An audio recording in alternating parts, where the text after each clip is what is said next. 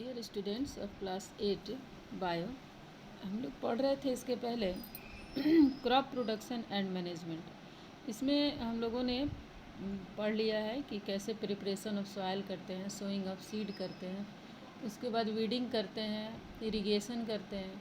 ठीक है, तो अब हम पढ़ेंगे जब जब क्रॉप तैयार हो जाता है, पक जाता है, तो उसको हार्वेस्टिंग किया जाता है, यानी कि उसकी कटाई की जाती है। ठीक है, तो हार्वेस्टिंग करने के लिए इंस्ट्रूमेंट्स कौन कौन सा यूज करता है फार्मर।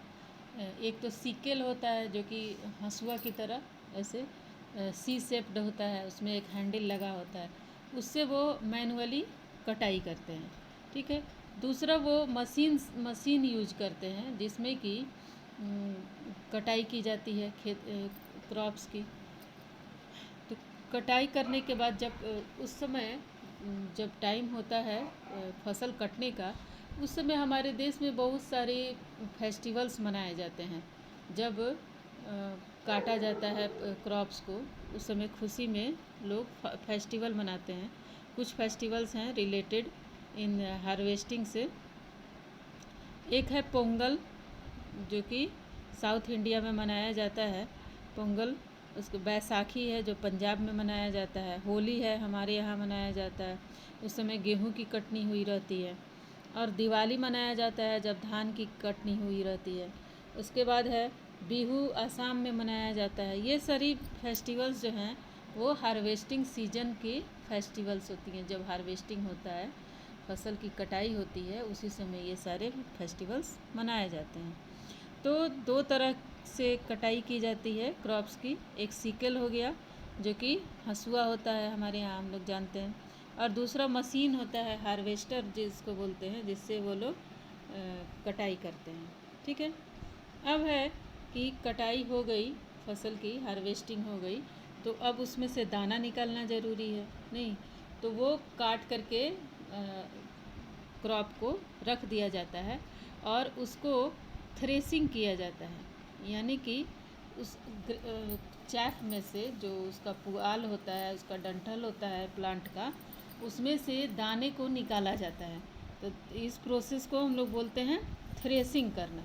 ठीक है, तो थ्रेसिंग पहले के ज़माने में लोग क्या करते थे, चाहे आज भी बहुत जगह पे फसल को काट करके और सीधा खेत में डाल देते थे या अपने दरवाजे पे डाल देते थे, और उस पर बैल को, गाय को, भैंस को क्या करते हैं, रनिंग कराते हैं, उस पर कुचलवाते हैं उनके पैर से।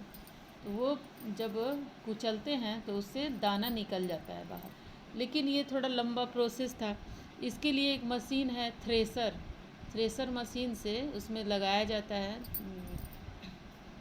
आप लोगों ने देखा होगा कि थ्रेसर मशीन में पूरे प्लांट को डाला जाता है और उसकी वो कटाई करता है, जिससे कि दाना नीचे गिर जाता है। तो वो भूसा के साथ ही दाना नीचे गिर जाते हैं, चैफ के साथ ही दाने नीचे गिर जाते हैं। अब उन चैफ से भूसा के साथ जो दाने मिले हुए हैं, उनको दानों को, जो ग्रेन्स हैं, उनको भूसा से अलग किया जाता है। ठीक है, तो कैसे किया जाता है, आप लोगों ने देखा होगा कि एक तो वो उठा करके हाथ में ले करके बर्तन में, और उसको दाने को गिराया जाता है, और विंड के हेल्प से, हवा की हेल्प से हवा चलाई जाती है, फैन लगा दिया जाता है, या हवा चल रही है जिधर से, उधर से ही वो दाने को गिराते हैं, जिससे कि जो भूसा होता है वो दूसरी तरफ जा कर के गिर जाता है और दाने एक जगह पे गिर जाते हैं। तो दानों को इकट्ठा कर लिया जाता है। इसे मशीन के द्वारा भी किया जाता है। एक मशीन आता है कंबाइन जिसको बोलते हैं, वो थ्रेसिंग के साथ ही, हार्वेस्टिंग के साथ ही थ्रेसिंग भी कर देता है। तो ये ज़्यादा आसान है और इससे हार्वेस्टिंग हो जाती है और थ्रेसिंग भी हो जाती है।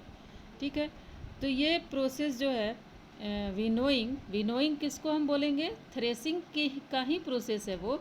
लेकिन जब हम ये थ्रेसिंग यानी कि ग्रेन्स को चैफ से अलग करते हैं with the help of wind, is called winnowing.